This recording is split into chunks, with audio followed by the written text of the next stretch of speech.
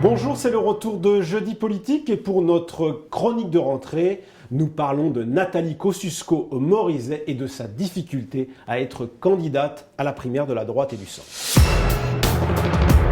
Sans elle, cette primaire de la droite et du centre se résumerait donc à une compétition entre mecs. Elle, c'est Nathalie Kosciusko-Morizet, chef de file de l'opposition à Paris et seule femme pouvant encore concourir.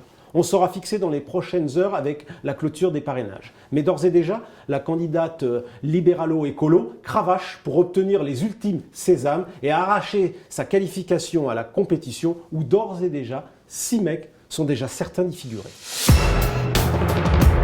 Le symbole serait plus que gênant pour les Républicains. L'absence d'une femme dans cette compétition interne ferait tâche. Et le week-end dernier, à la Baule, où étaient réunis les jeunes Républicains, les patrons du premier parti d'opposition ont pris conscience du malaise. Présente à la Baule, NKM a profité de la présence des médias pour culpabiliser les très nombreux élus masculins. Elle a également lancé à la tribune un appel pour parrainer sa candidature. « J'ai besoin de ma famille politique », a-t-elle lancé dans un cri de désespoir, rappelant au passage et mettant en garde contre la réaction des 52% d'électrices françaises.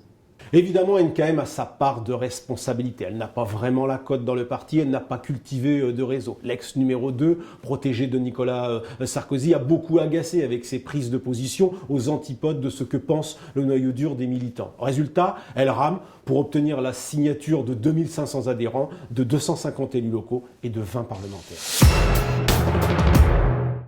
Finalement, l'espoir est revenu au mois d'août dans le camp NKM lorsqu'Alain Juppé a adressé un signe positif demandant à ses amis d'apporter leur soutien, leur parrainage à Nathalie Kosciusko-Morizet. En réalité, Alain Juppé a calculé son coût. Soit Nathalie Kosciusko-Morizet obtient les parrainages et on imagine facilement qu'elle renverra l'ascenseur au second tour, soit elle ne les obtient pas et le maire de Bordeaux échappe à la critique machiste qui risque immanquablement de retomber sur certains de ses concurrents. Dans la foulée d'Alain Juppé, François Fillon lui a emboîté le pas en permettant certains parlementaires proches de lui de signer en faveur de Nathalie Kosciusko-Morizet. Un geste efficace puisqu'une demi-douzaine de députés et sénateurs fillonistes ont joint le geste à la parole, de quoi mettre mal à l'aise les équipes de Nicolas Sarkozy et de Bruno Le Maire.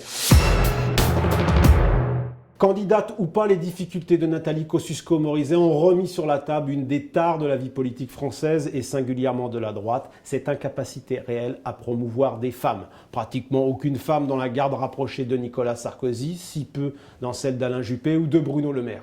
Imaginant la composition d'un futur gouvernement de Nicolas Sarkozy, son bras droit Brice Hortefeux nous confiait récemment, je le cite, « On a au mieux 4 ou 5 femmes capables d'être ministres » et de citer les noms de Nathalie Kosciusko-Morizet, de Valérie Pécresse, de Rachida Dati et peut-être de la filloniste Isabelle Le Callennec ou de la juppéiste Virginie Calmels. Décidément, la parité à droite, ce n'est pas gagné.